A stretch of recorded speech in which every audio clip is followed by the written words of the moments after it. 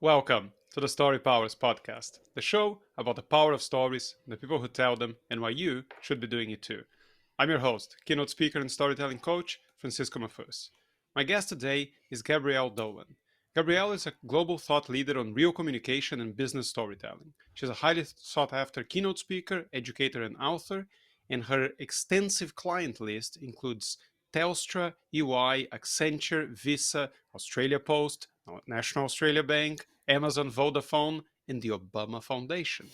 She has also written 7 books on communication, and her latest is Magnetic Stories: Connect with Customers and Engage Employees with Brand Storytelling. And as I'm sure she would say herself, she will help you hit your KPIs, maximize your ROI, and become a communication VIP. Jargon enough for you there? Ladies and gentlemen, Gabrielle Dolan.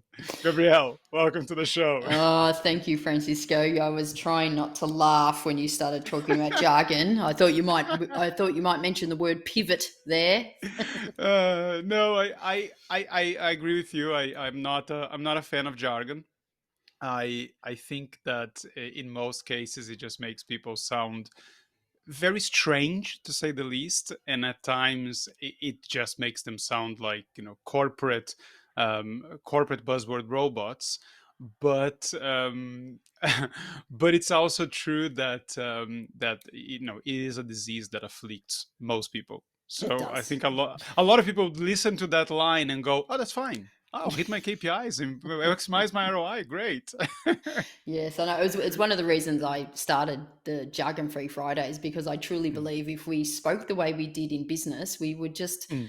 we would just call ourselves out for how ridiculous it sounds. But in business, we think it's not ridiculous. And yes, I think we all, like me included, we all use jargon because we're using words that we actually don't realize they're jargon until someone outside of the industry or your family go, what the hell do you mean by that? And you go, oh, I don't know. It's just, Yeah, it's an interesting battle, that, or a struggle, because as I've often said on this podcast, I've given this example before. I work with an MBA here in Barcelona, and I've occasionally said to people once they do a speech or tell a story, I say, "Okay, now any chance you could do that again, but like a human being?" And they have no idea what I'm talking about. And I said, "Well, listen, I know all your colleagues understand what you said. I understand most of what you said, but do you think that if you're speaking to someone who's not 100% in your industry, they would understand?" And people go, "Oh, I was like, if you couldn't tell it this way to an intelligent friend of yours, then I don't think you should tell it this way to anyone." If there's an acronym that saves you 3 lines of explanation and everybody knows it, by all means use it. But if it's not that, don't maximize your what is the line that I heard before that was crazy. He needed to improve his competitiveness against his competitors. And it was like, so you want to do better than the competition. yeah, Oh yes, that's it. just Okay. when you said before, probably all your colleagues understand what you said. I would challenge that too. I think half the time people are saying this stuff in business, and even the people in their own teams don't know what they're saying, but they don't want to actually sort of say, what does that mean? Can I share a funny story with you? This happened to me. Oh, You can always share a funny I story. know I shouldn't start off with a funny story because you might go, that wasn't funny. Um, but it was probably about 25 years ago. So when I was working in corporate Australia, and I worked with this manager, and he used to always use the term executional excellence. So executional excellence. A lot, you hear it a lot. People say operational excellence. And I remember saying to him, I go, his name was Jeff. I go, Jeff, I'm not sure people understand what you mean when you say executional excellence. Okay, because I sort of really don't know what you mean. So what do you mean? And he started to use jargon. It's like, using best practice to meet our, desired objectives, KPI. And I just went, could you just maybe use normal words? And I pushed him a few times, and I could see he was getting really frustrated with me. And in the end, he just said, well, put simply, It's once we decide to do something, let's make sure we bloody well do it right.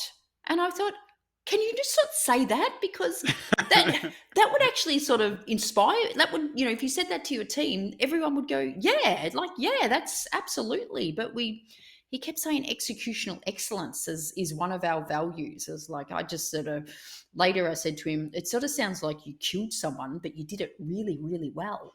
It's like, Yeah, there was a bit of research. I'm forgetting now if it was Harvard, but in doubt, always say it's Harvard. yeah, That's the rule with research. You don't remember exactly the source, but what they did is they were looking at student essays, and they found that the vast majority of students use language that was more complicated than they would normally use because they believed that that made them sound more convincing or more intelligent.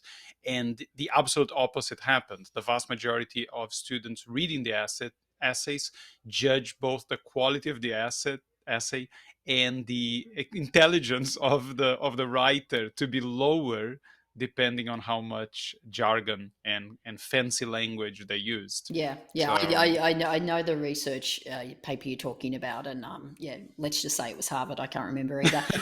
But yeah, you're right, and that's what it's not only students. We see it in business because if we use these words, we think it makes us sound intelligent. But it doesn't. It actually, a lot of the time, it makes us sound like we're hiding something if we're not prepared. It makes us feel like we don't understand it enough to explain it simply to people, or we're actually hiding something. And so there becomes this high level of distrust when we're using a lot of jargon. So, the really good leaders and the really good communicators can make something quite complex simple. But if you're making something simple more complex because you're using jargon, like you got to ask yourself why. What's the point? yeah, so one thing I wanted to talk to you about, since we're on the corporate part of the conversation, is something that I get a lot. I've talked to a lot of people about this, but I know you've done a ton of work with corporations, and it's this pushback against storytelling for one, but most other kinds of real communication or better styles of communication, particularly when it comes to presentations. So there's always this pushback of, you can't do this in a corporation, or in my company you wouldn't have the time for a story. It would just be too weird if you started with a story. Now, I fully believe that that's because most people have no idea what we mean when we say story, and because if they've seen it done very poorly. But so my questions to you are, first, how much of that pushback do you get, keeping having in mind that people are bringing you in to teach them that? So perhaps the sample size we're looking at is slightly biased, and also what have you found that is people's opinion, the people that are more reluctant to that, what tends to turn their mind, bring them over to the light side? Yeah. So a couple of things. Let me unpack that. You're absolutely right. When there's pushback about we don't have time to tell a story, or I would never use a story, it's because we don't understand what we mean by stories in business, or we've seen people in the past do it really badly, and so we're not going to do that. And we've seen people, like, part of doing it badly is taking 5-10 minutes to tell a story, and they're going, well, I don't have time for that. So and of course you should never be telling a story that long in business. You're also right, is when companies are bringing me into the organization, there's a revelation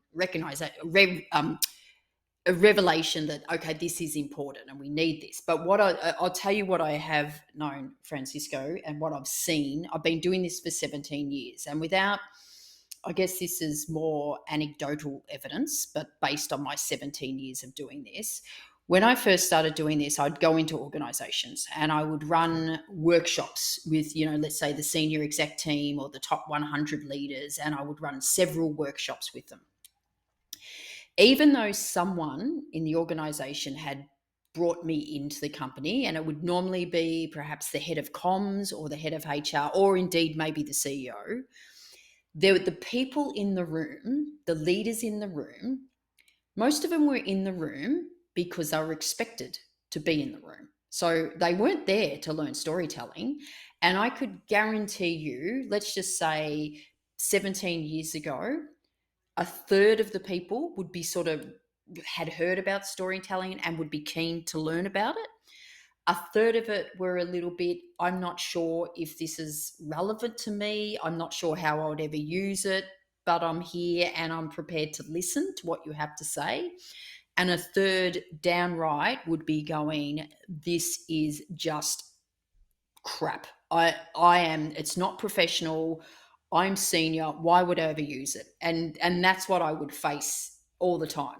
I must say I did have a very high success rate of getting those third people that thought it was crap, making them realize that, oh, actually this could work, because they'd say things to me like, well, I don't have time because stories take 10 minutes. I went, no, don't. They take a minute, 30 seconds. Oh, all right. Oh, and they've got to be true. And of course they've got to be true. And I was like, and then they go, you still need data. I was like, of course you still need data. So I was doing that.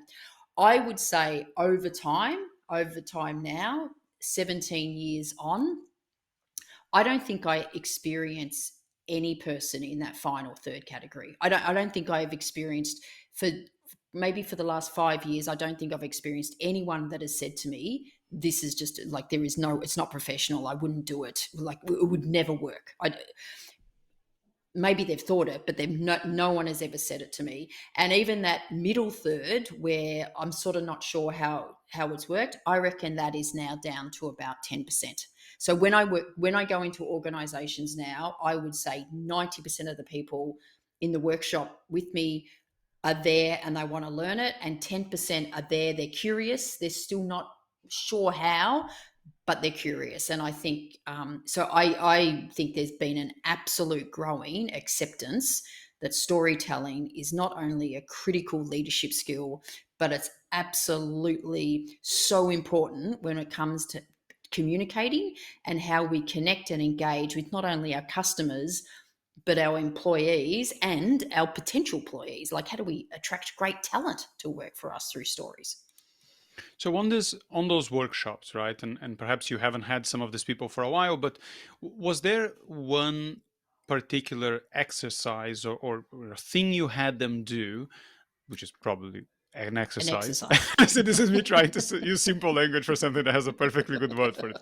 Is is there was there one particular activity that you had them do where you noticed the biggest sort of like, this is when the eyes opened and they went, ah, this is what you mean. I can definitely do that.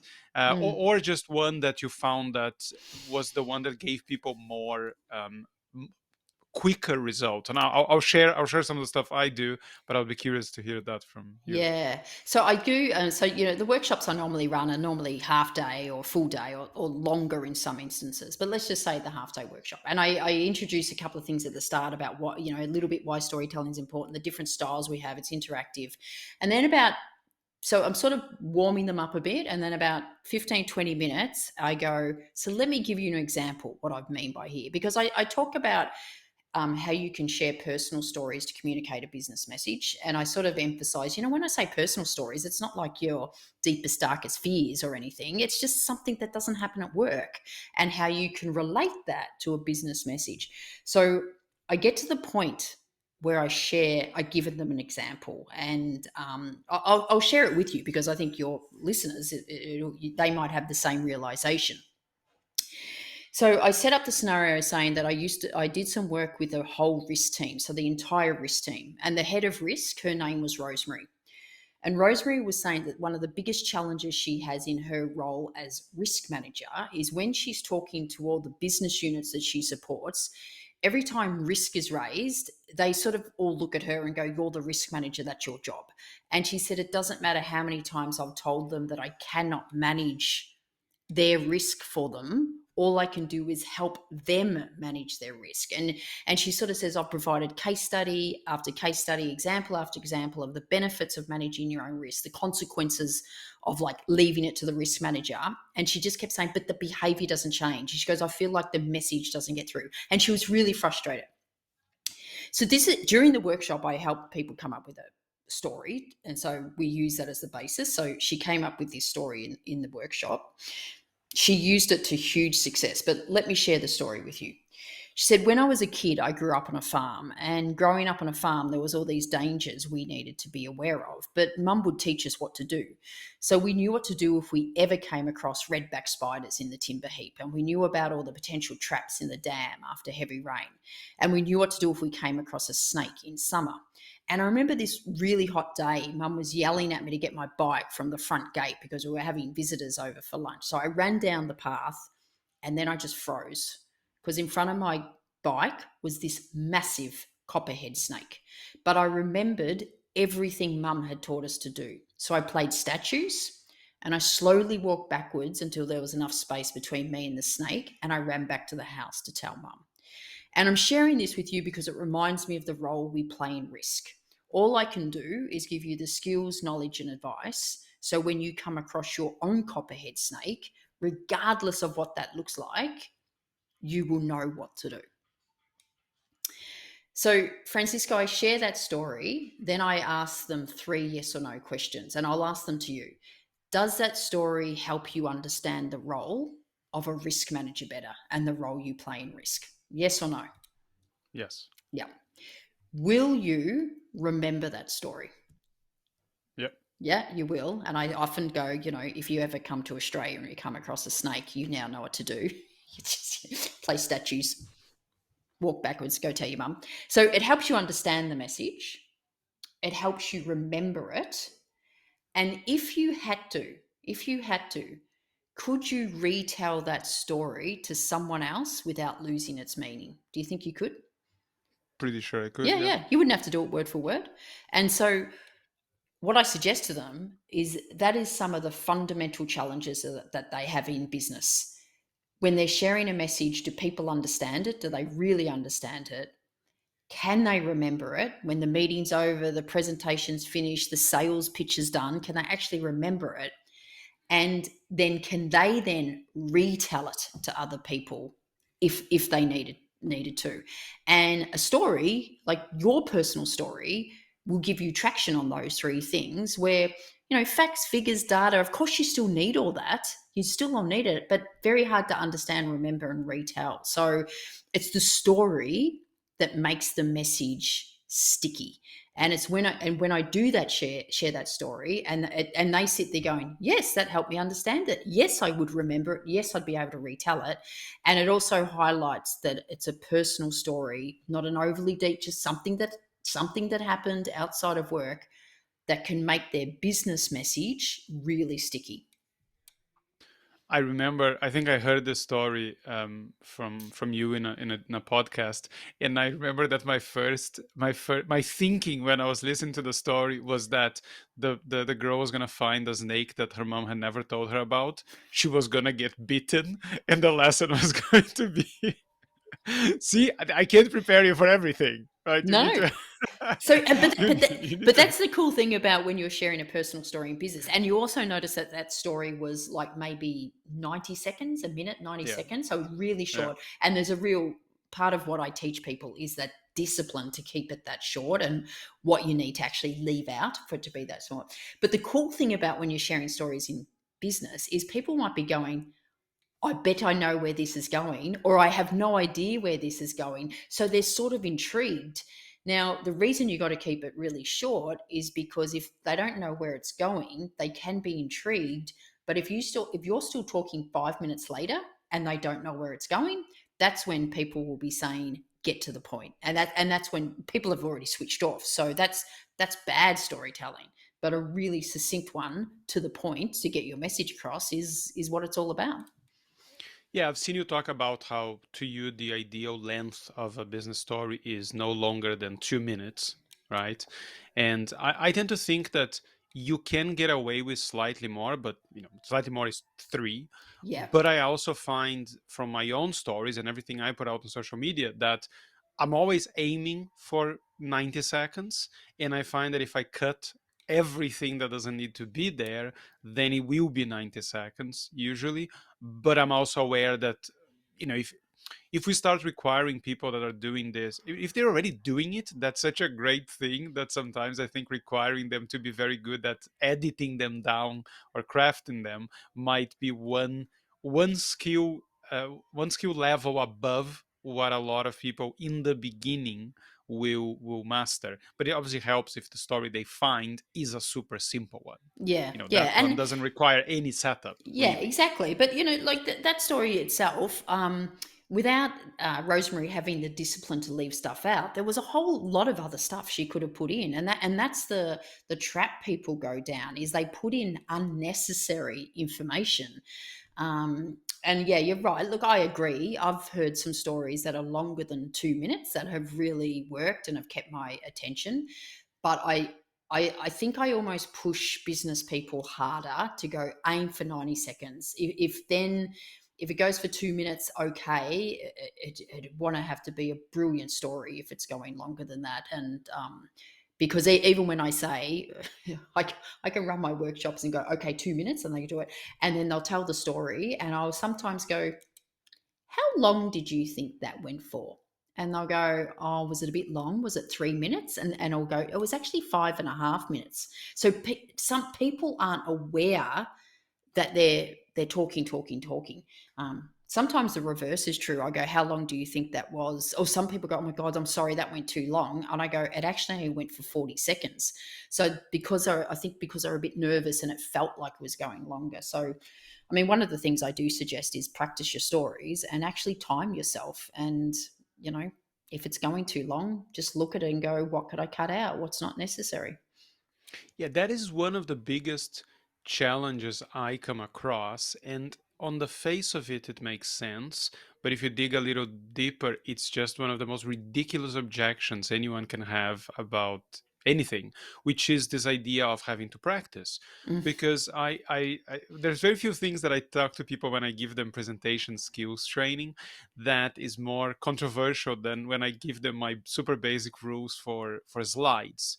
So what I teach people when it comes to slides is this 0, 1, 2, 3 rule. When I say, okay, so 0 is for how many times your company logo needs to appear on the slides, or the name of the presentation, or any sort of extraneous bit of information that everybody knows already because they're there watching you. 1 is for how many images per slide. 2 is how many presentations you prepare, because one of them is for you to present. That one only has the information you actually need to present. The other one is in case you need to send it to people and you're not going to be there. So that's where your walls of text go. And the third 3 is the ideal maximum number of words in a slide. 3. So the 2 and 3 drive people mental. They're like, how could I possibly prepare 2 presentations? I was like, no, you are already preparing a horrible one full of text. Now you just spend like 5 minutes deleting all that Yeah. text on a different one. And the 3 is like, oh, how could I possibly get away with 3 words in a slide? It was like, well, what are you there for if you have full sentences? Why are you reading out the I full? love, can I just say, I love that. I love the simplicity of that. And I love number two, because when I teach presentation training as well, I say the worst thing you can do is develop your presentation for people who aren't in the room.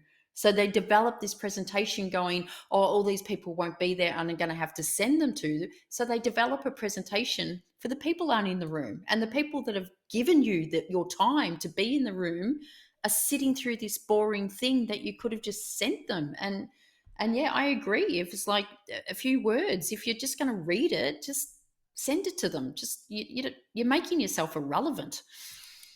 And this is the other thing about presentations, and goes for storytelling as well, is people complain about, well, I don't have time for that. Mm. And that's fine. And I understand that if your company is requiring you to do presentations, 2, 3 presentations a week, and they expect slides and all of that stuff. Now I get that there's some things that maybe just using the company template is the most time efficient way to do it. It's only efficient in time, it's not efficient for anything Yeah, else. exactly. But then I talk to businesses that have to pitch, or people that are pitching their own business, and then I usually ask them, okay, so you're presenting them with a project, or a product or whatever. How much does the product sell, or the project sells itself without the presentation? Do you think they're halfway there before you present? Are they 90% of the way there? Are they only 10% of the way there? And some people would say, well, maybe they're 30, 40% of the way. They're positive, but I still need to convince them. I said, okay. So if they're only half of the way there, how much time are you putting in preparing the actual presentation that needs to get them half of the way there, the other half of the way there, compared to how much you spent on the product or anything else? And if you're like, well, it takes me an hour and a half to do the presentation, and then I kind of practice once for 10 minutes.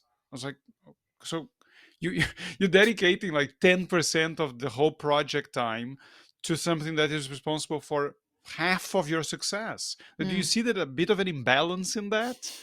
And people go, oh, it kind of makes sense. But then I think they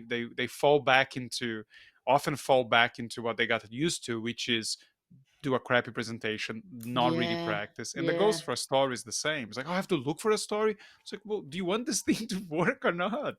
It's Francisco. One of the things I love the fact that you help people do that, because one of the things I see when people are pitching, um, is the lack of stories in the pitch. And I sort of go, you know, what you're prepared for them, and they're going up their competitors. So they've got, three.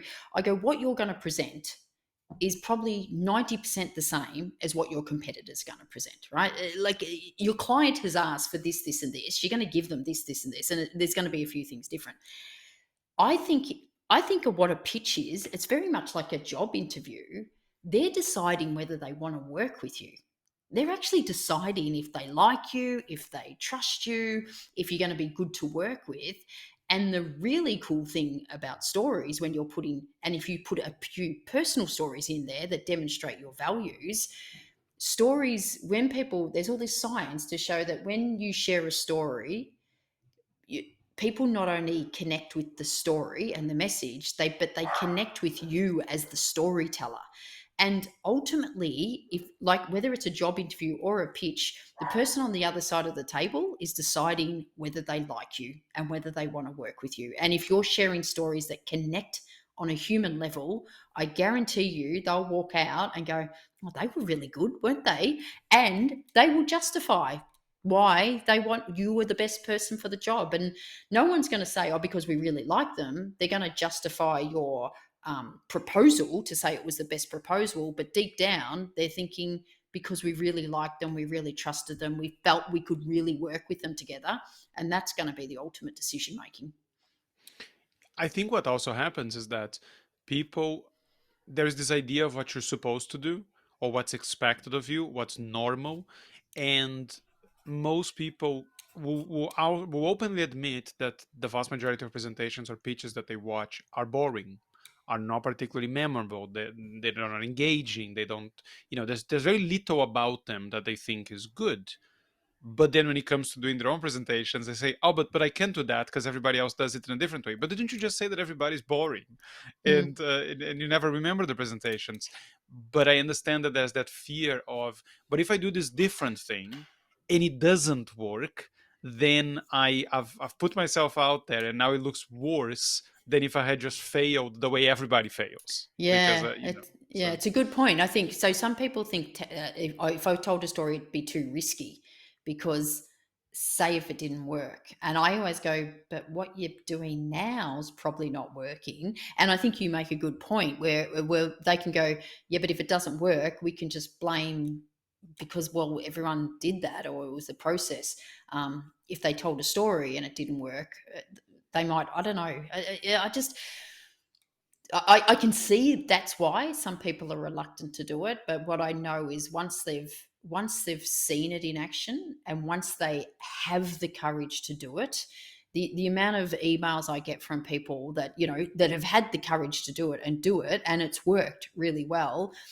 You'll send me an email going, this storytelling stuff really works. It's like, I know, and I'm just so happy that now but yeah, it is a bit of a risk. But what's the alternative? We just keep delivering boring, same old presentations that everyone hates. I mean, that's the alternative.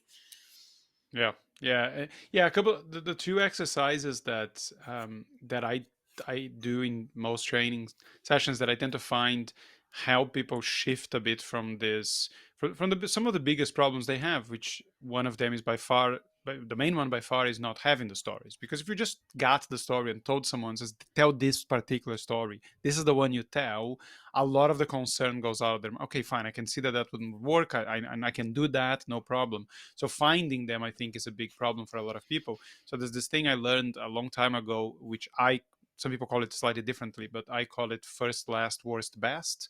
And it's just a simple matrix where it's in first, last, worst, best. You put down a whole bunch of nouns. You could be like, kiss, car, pet, job, boss, project, whatever you want in there. And then, what was your first job? What was your last job? What was your worst job? What is your best job? And you give people 5 minutes and just say, just write down something, a prompt that, what that story is. um, and most people can come up with like 10 things straight. Oh, I definitely know who my worst boss was. Okay, Mm. well, just tell me about a time, tell me about something this boss did that was the typical terrible thing that this person did to you. And they go, oh yeah, but there was that time. And I was like, well, there you go, you started telling. Yeah. And, Yeah, and if because you know, because we're human, aren't we? And we mm, naturally just tell stories. That's a really mm, great technique to get mm. stories out of people. I might steal Yeah, that. I heard go for it. I heard it originally from Mark Brown, who is a well-known sort of keynote speaker in the US, and I think everybody inverts the order, so I call it Yeah. first, last, worst, best. I think he calls it last, first, best, worst. I heard from another storyteller that calls it something different, but that one is very useful. And then all I typically do is when I have people tell a story, because before they would have, I asked them for feedback when people present, and everybody talks about body language and everybody talks about these usual things. And then they do the story, and I say, um, how much did you pay attention to their body language? And they go, I wasn't really paying attention, sorry. I was like, but how much did you pay attention to their ums and ahs? Well, I don't think they were doing any. Okay, so this person who's just prepared the story for like a minute and got up there and presented, you're not paying attention to any of the sort of negative Yeah. things that you're paying attention to before. And they go, oh yeah. So there you Mm. go. You just reminded me of a great story that I don't think I've shared with anyone. I was running a workshop. It was a full day workshop, and it was at one of the big companies. So they had full on catering during the workshop, which was lovely back in the old days. And I remember this time I got to the point where people were sharing the stories. Now, when normally it was after dinner, and when the caterers come in, or after lunch rather, the caterers come in, and if you were running a normal meeting, the caterers will come in and clearing plates. You would probably just stop the meeting because it's a massive disruption. They're literally, this guy was pretty much had just started his story. He was halfway through it, and the caterers came in, and I was gonna actually ask the caterers to stop because it was quite a personal story, but I sort of didn't, and I thought, because it didn't seem to be being a distraction. The caterers came around. They were taking plates just as they normally would. Everyone had full on attention and listening to the whole story. And when we finished and the caterers left, before we got into the story, I just sort of said, "What happened here? What just happened here?" Because I love saying that too. What just happened here? And people noticed it. They said, "I just noticed that those caterers, even though I could sort of hear them and see, it wasn't a distraction because I was so engaged in the story." And so I agree. That's what happened. We can do presentations and go, "Oh, do this," and body language, and yes, it's important, but not anywhere near as important as the stories you're sharing. And what I find also too, Francisco, is if someone who, I might consider a pretty dry presenter, but then they share a story. They might share a story about their kids, or they might share a story when they were a kid, or sharing a story about their parents, and their whole body language changes. And I remember once I saw someone do it, and I was giving them feedback, and I go, I just actually really love the way you put your hand on your heart when you talked about your mum. And he went, "Did I?" And like, he had no idea of his body language, but his body language was so congruent with the story he was sharing that he wasn't even aware of he was actually doing it. And to me, that is the best body language, when it's actually congruent and authentic with what's coming out of your mouth. Yes, the one of the objections I got from telling personal stories is with this, that at least my MBA students think is the they're dropping a nuke on my argument. I go, but what if it's a boardroom meeting? And I say, okay, fine. You might not necessarily open your presentation to the board with a personal story that is perhaps in their eyes is going to be completely unconnected to whatever, but you can just open with the story of whatever you're there to talk about. Are you Mm, there to talk about some major issue that you just found out in the factories? Did you just find out about that? Then share how that issue was discovered. All you need to say is, 2 weeks ago we were doing a routine check of the factory, and normally this is incredibly boring because they're always fine, but this time one of the numbers we used to measure productivity was just completely out of whack, and we thought there was some problem with the measurement. And then I started talking to the foreman, and he told me, and that's it. Like, it's it's a probably going to story. take you 40 seconds to introduce now what we found out is, and then you can come in with your numbers and your data and all of this stuff. Mm, mm. But just tell the story of the data, or the story of why you have to be there in the first place, instead of saying, um, 2 weeks ago we found a problem, this is the problem. Again, take an extra 20 seconds and make that Yeah. significantly Yeah, more and make it more interesting. engaging. I look, Yeah. I agree. So I feel like you're a brother from another mother to me. It's just like everything you say is like yes, yes, yes. I have the same issue where again I would have people who are presenting to the board. So first of all, people presenting to the board are normally pretty senior, and so I would have senior leaders going, but I couldn't. I've got a presentation, but it's with the board, so I couldn't possibly share a story. And I just go, why? And they go, well, because it's the board. And I go, think about being a board member. You're stuck in a boardroom all day with people, different people just coming in, presenting to you after, and the board meetings are normally there, pretty much all day. I reckon there's a reason they're called board because I reckon they're bored half the time. But imagine presenter after presenter after presenter doing the same thing, and you walk in and start your presentation with a story. I go, it will probably be the most memorable thing of their whole day, and they're probably going to be really intrigued and ask really good questions. But what they're saying when they say I couldn't possibly say it to the board, what they're truly saying is it's too risky. I feel it would be too much of a risk. I'm not prepared to do that, but it's just so much more powerful and effective. So yeah, I'm on the same wavelength as you with that. Right. Let me pick your brain on some of the stuff that, some of your material, that I've got from the book, or from some of the other stuff I've seen over the last few weeks. So you have some mistakes you say that a lot of people make when they tell stories. We touched on one, which was the stories being too long. I wanted to ask you about a couple of other ones, and one of them you said that, the mistake you want to avoid. I think the question was to ask yourself is, does the story ending link back to the purpose of the story, which I think I probably call the point of the story or the Yep. lesson of the story, Hmm. without being too directive. So can you Yeah. just elaborate on that, please? Yeah, so the real, and this is the hardest bit. This is, when you talk about this being a skill, how you do it well, how you end your story so it gets your point across, but without being too directive, I think is the hardest bit. So, I think the worst way let me take that back.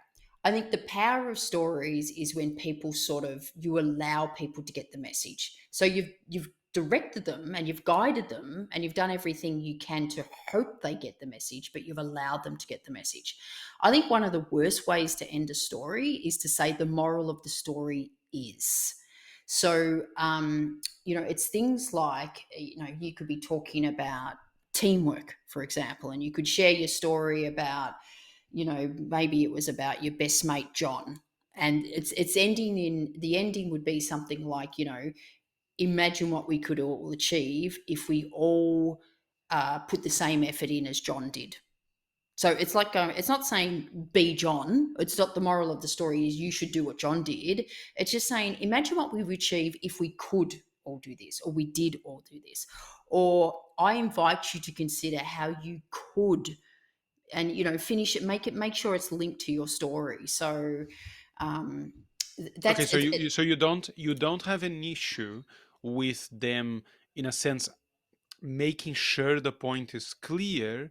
Your issue is them making that a direction or an order, or and now yeah. you need to blah blah blah. Yeah, yeah. So it's Okay. got to be. It's got to be. You still want it to be clear. So I think the worst mistake people make with the ending is they're too directive. Going, the moral of the story is, the the flip side of that is when they're not directive and there's no real guidance, and people just go, what was that about? Like, I don't even know what that is about. So that's the real skill. So it is, if you're trying, say if your message is around working together, like I said, working together as a team, it could be something around, imagine what we could achieve for our customers if we all work together as a team.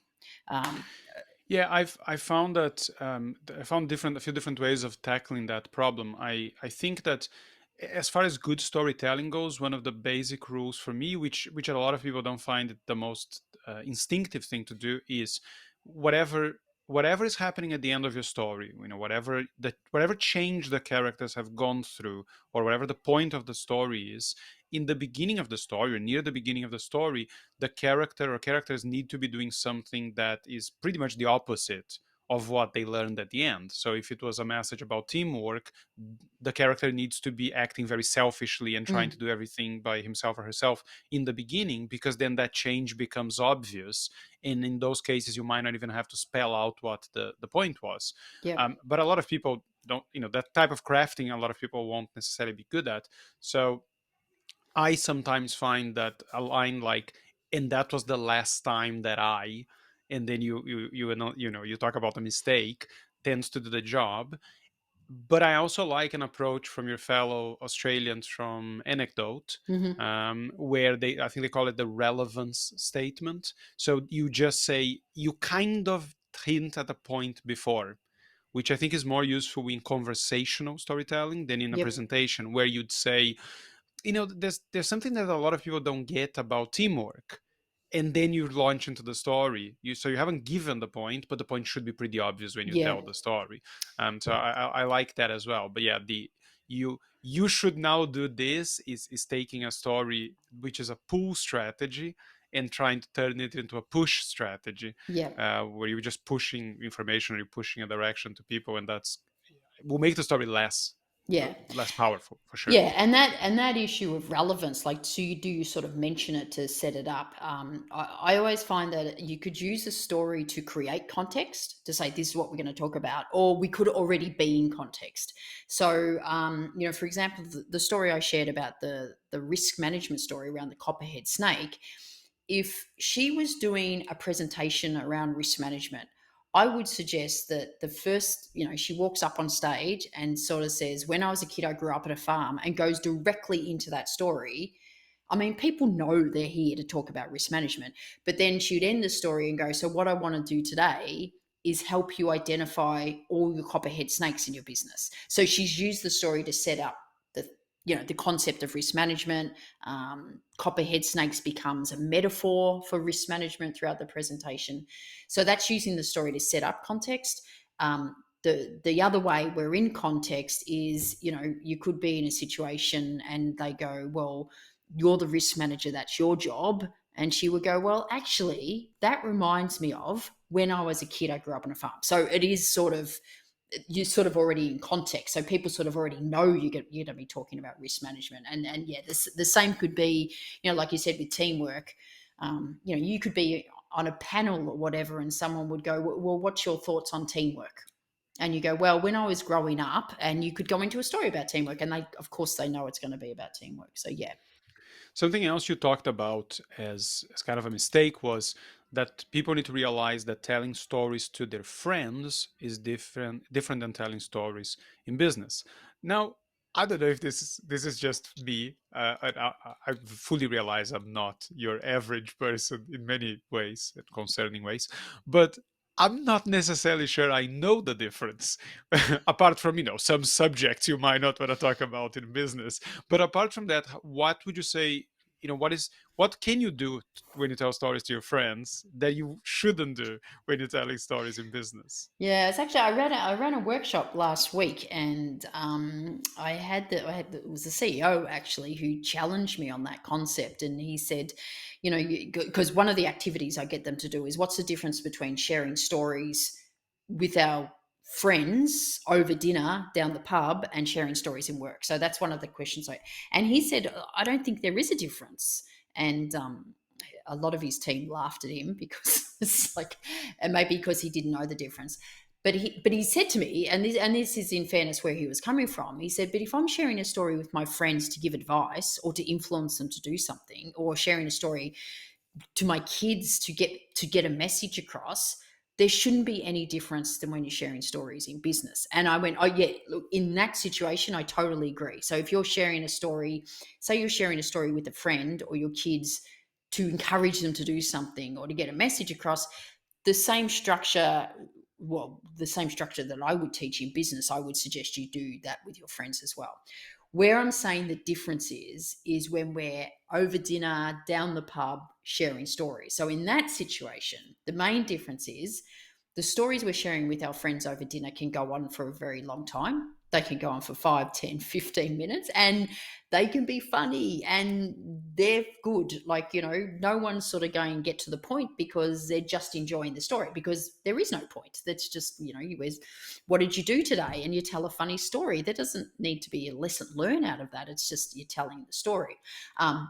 Granted, some people tell boring stories and still go on for way too long I in a think personal situation. most people tell boring stories. So this is, I think, my main point. Of course, I get that a story in business should have a point. Okay, the way Yeah, the way I describe stories to people is a story is a real life example that makes a point. That in yeah, business, now you can have a real life example without a point, and you will tell that to your friends. You tell that to your partner because that's what we do all day. Oh, you wouldn't believe what just happened to me. You're not getting a yeah. point out of that No, necessarily, but that aside, I think that if you would tell the story in business and you would do it in 90 seconds, the only reason you would do it in 5 minutes in person is if there's a whole bunch of other funny stuff that yeah, happened there that has no bearing on the point you would use it in business for. And yes, sure, add all the crazy stuff because it's funny. But I find that this is a very strange phenomenon that's happening with me now because I tell stories all the time on social media, that one, sometimes my friends know the stories when I try to tell them, which is kind of annoying. And two, I tell them almost the exact same way I told them in social media, particularly if it was a video. I've just recorded this, I ran it through 2 or 3 times, recorded the video in 1 or 2 takes, and then I tell the same story 2 days later to a friend, and I can hear it coming out of my mouth like, but you don't need the wrap up. The wrap up is a business point. Like, leave the wrap up out. Like, your last 2 lines you don't need to add because the business point is lost on this guy. You don't tell stories to your friend Francisco and then end with, so join us next week on. Yeah, but to be fair, I would never say that anyway. But Yeah. And I think also too, one of the main differences is how appropriate the story is. So, there clearly is some stories we share with our friends that would not be appropriate to share at work. And sometimes with our friends, we're sharing a lot of really vulnerable stuff that we wouldn't feel comfortable sharing in a work situation. So that's definitely some differences about appropriateness and how much you do want to reveal. I mean, we talk about being real and authentic and being vulnerability, but there's gonna be different levels of that you share with your best friend as opposed to just an acquaintance, as opposed to a client or one of your team. yeah, I think there's two interesting points there. I think one is the appropriateness. I'm not sure I'm the best person to talk about that one because the one story that I open a lot of workshops with is, I think the first line is, the first time I went skiing with my wife, I found out she was cheating on me. That's the first line, Well, and that is going to get people's attention. That and I'm will I'm about definitely to get people's post. attention. I'm about to post a story. Well, next week, I think. And the first line is, I like to post a dialogue. Like, the first line is a dialogue line. And it would be, why are you in your underwear burning down the house? But when it comes to vulnerability, I think I think I've heard you use a line that I hadn't heard before, which I believe was heal before you reveal, Yeah, or don't. Yeah, I've seen a lot of people talk about that as, share scars, not scabs, yeah, which I think yeah. is So is I interesting as think well. it's if you want to share something that's quite, traumatic, I guess, make sure that it's not raw, and make sure that you have sort of healed. So when you do reveal it, you're in a good spot, and it's not traumatic for you as a storyteller, which is not great. But it's also, it could be then it probably won't be effective in business, because it will, your audience would feel really uncomfortable. They might feel sorry for you, but it probably won't be effectively get your message across. So yeah, I think heal before you reveal. I like that one too. The scar, not the Scars, not scab. scabs. Yeah. Yeah, it at the same time, it is riskier, for both the audience and the teller, but it also can be the most powerful thing Yep. you do. And when I do workshops, I do this exercise too, where one of the stories I ask them to share is an emotional one. And I I tend to say to them, this is the most uncomfortable you're ever going to feel when you share a story, and they do it. They're fine afterwards, and then we get feedback, not on the story, because people are not usually, people feel really strange giving feedback on that type of story. Mm. But I asked them, how did you feel, like how do you think about this, about him or her, now that you've heard this very personal story? And the answer is almost always something along the lines of, I just feel like I know her so much more now. Like Mm. I've been working together for 3 years, and I had no idea about this stuff. I mean, and you can see that it's never a negative thing. And this Yeah. is sometimes people sharing really painful things that you wouldn't necessarily share Mm. in business. But to me, it's just like, you've gone there. That is the worst possible thing you perhaps could have shared, and you're absolutely fine. Everybody likes you more after you did it. Now you don't need to do that again, but we Mm. can dial that back and share a bit more of the struggle, and no one is ever going to think less of you because you've done that. Yeah. um, but something else I wanted to ask you Can I about. can I just on Yeah, that? no, go, I go, just want go. to, because that's really interesting, because I do a similar thing where, again, I get them in groups to share their stories, but it's almost, and because I guess I'm working in a lot of business and corporate, I don't push them there, and in fact I almost say the opposite, to say you don't have to go really deep. It's just, it's just sharing a personal story. But what I find is I get them in groups, and they come back. And of course, some people decide to share very personal stories and very emotional stories. Some people decide to just share these stories that they don't think is emotional. But once they start sharing it, it gets a little bit emotional, or other people get emotional. And the question I ask them every time is, tell me what you liked about that. And without doubt, every single one say, I feel I know the people better. I feel I have a closer relationship with them, because I've just found out something a bit more personal. And it was like, when you're talking, and again, whether it's the people you lead or whether it's clients, if you, every time you want to communicate a message, you're just sharing a little personal story, not an emotional one. It might be, it doesn't have to be. But if the added benefit is, so you get your message across, but if the added benefit is, there's a, I feel a closer relationship, I mean, that is just like, you know, that is just win-win, because that's what it does. And that's what I was saying before, that there's science to show that when we hear a story, we not only have a connection with the story, but we have a connection with the storyteller. So, yeah, I love the fact you do that, and it pushes them to extreme to go, okay, well, let's now just come back away from that. So any story after that should be easy for them. Yeah, I actually tend to open the workshops often with, if I'm not telling the my wife is cheating on me story, that turns out she wasn't cheating on me, but that's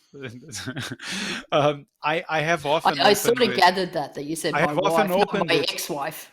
I have often opened with a story that is perhaps the most embarrassing story I have, which is, involves me waking up in 3 hours away from home in a bus by myself, and I actually, like, pee inside the bus. I'm so drunk and I don't even realize that's not a good thing to be doing. And then I getting home, I find like chips on the floor on top of like a kebab wrapping paper, and I eat them.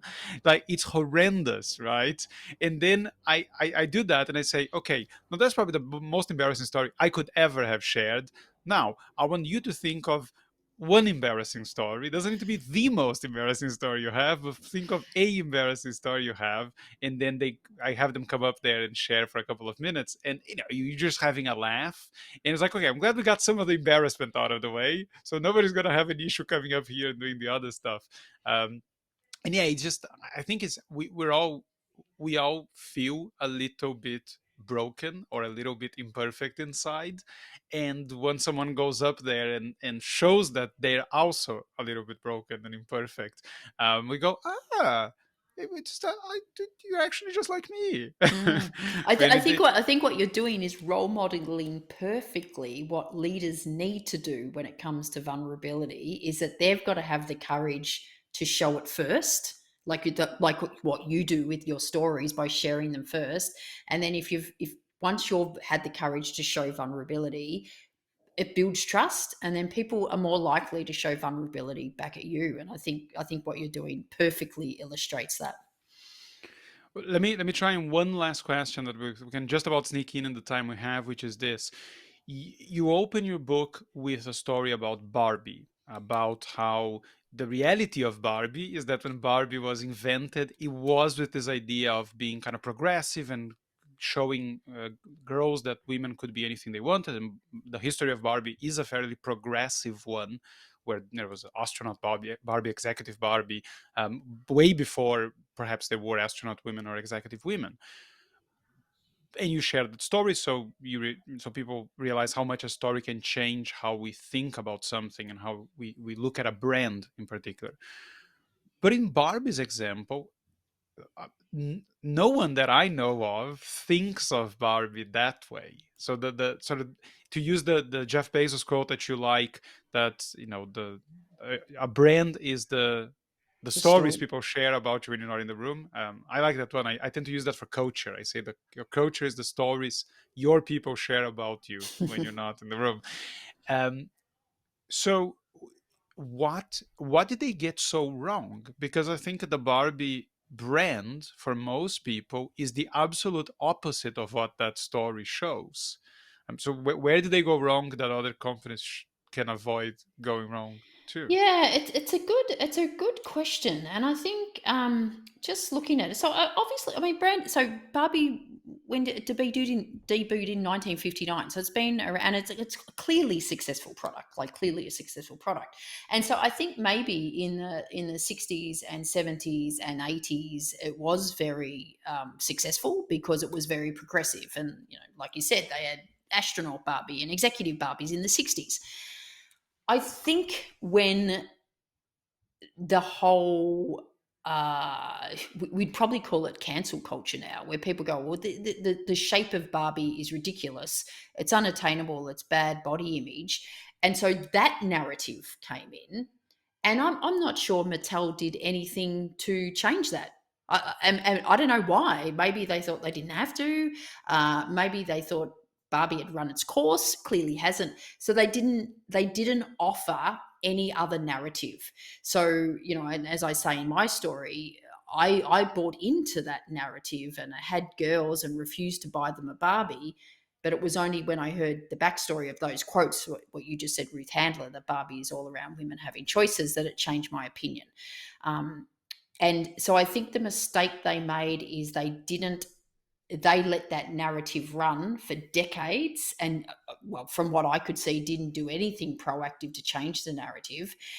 And I also talk about in the book that story around Barbie. I had to look really hard for it. Like I had to research for it, where I thought, what a missed opportunity that story is not on every single Barbie package, is not front and center of their website, because that story could change perception of the brand. And I know it does, because nearly every person that reads my book, the first thing they say to me is, "You've completely changed my opinion of Barbie." It's just like, that's almost the first thing Yeah, out of their mouth. I guess the problem, one of the problems with Barbie is just the visual problem, which is clearly that idea of beauty. Well, one why does a doll for children need to have like a beauty ideal, which is kind of artificial to begin with. Like she Mm, didn't need to have that body at any point. She could have just looked slightly more average or normal, and he ran away with it because now everyone, when you say, oh, she's just a Barbie or she looks like a Barbie, yeah. you are talking about a specific type of person with a specific type of look, which has lots of negative connotations. But yeah, I think you're absolutely right. Is they having an amazing story does no one any good if you're not telling it. Like if you have to look for it, then you're just wasting all this potential. And every single TV commercial, every single packaging, every news story should have that. Like they should try and get that story out there as much as they possibly can, because otherwise it's kind of pointless, right? It Mm, becomes almost a negative. It's like, well, but if you genuinely felt that way, why don't we know about it? Like, yeah. why And you've been hiding that? yeah, and I think the mistake a lot of companies make is they have these really great, what I would call magnetic stories, perhaps about why the company started or some early things, and they just seem to be lost. It's like we lose this corporate memory, or they go, "Well, everyone's heard it before." Well, no, not everyone has heard it, and I think they underestimate the power of those stories. So, you know, my whole book and why I love writing about it is like there's some companies that have just got great stories and they just find ways to keep sharing them and finding new stories and sharing them because they understand the power of them. Um, and I think, yeah, I think once companies and individuals realize how powerful story is, and if it's done in a really authentic way, this isn't about marketing or manipulation. It's about just genuinely connecting and engaging with people on a human level. That, of course, there's business benefits to that. Of course, there is.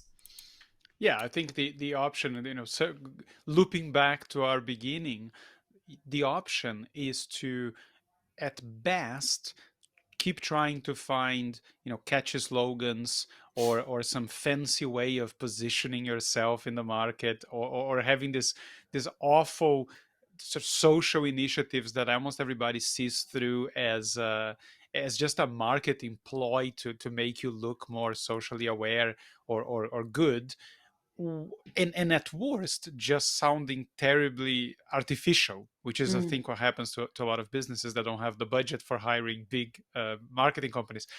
Whereas on the other hand, you have the stories which are actually the real things that happen and the real things that your values are based on. Just sharing those takes some practice. You need to learn the yeah. skill, but you don't have to invent stuff. No, don't invent it. Don't. That's the Yeah, worst thing. Or don't yeah, exaggerate it. It's yeah. the stories are there, and you're right. And linking back to how we start, the reason I love stories, and the reason I love stories because I think they're a real authentic way to communicate, and the reason I really hate jargon and acronyms is because I think they're a terrible way and an inauthentic way to communicate. And I will often see websites, and they might have like our story, and I get in and have a look, and it was like their It's version of a story is a something timeline. like it's a timeline, It's a timeline. or it's like for 50 years we have been providing best practice and leading edge technology to Not a story. help our clients achieve their Yeah. KPIs. And I was like, oh my god, what part of that do you think is a story? It doesn't even tell me, it doesn't even tell me what you do, let alone why you do it. And it's Yeah. just, oh my god, does my All head right. in. Okay. So your latest, because you can't stop writing books apparently. So No. your seventh and latest book is Magnetic Stories. It's out everywhere books are found. And if anyone wants to find out more about you, is GabrielleDolan.com, right? Yeah, GabrielleDolan.com. There's a whole heap of free stuff on there, and access to books and all my workshops For and anyone whatever. who doesn't speak Australian, heap means a lot. Uh, I could imagine there's a lot. I've had a lot of Australian um, words in there. See, that's a form of jargon, isn't it? I could say a lot of. It's just slang. It's fine. It's just I slang, lived like I lived with some Australians when I was in London, and I would say heaps. Heaps. all the time. And then I lived to South Africa. I worked with South Africans, and I would say the strangest things. Uh, Right. Did, did so did you manage to say grouse as an Australian? That's grouse. no, That means no, like it's really good. Like it's really good. no, Like I didn't. like this interview has been grouse. I on that note, I'll finish before before I change your mind. Thank you very much. This has been great fun, Raul. Thank you. All right, everyone.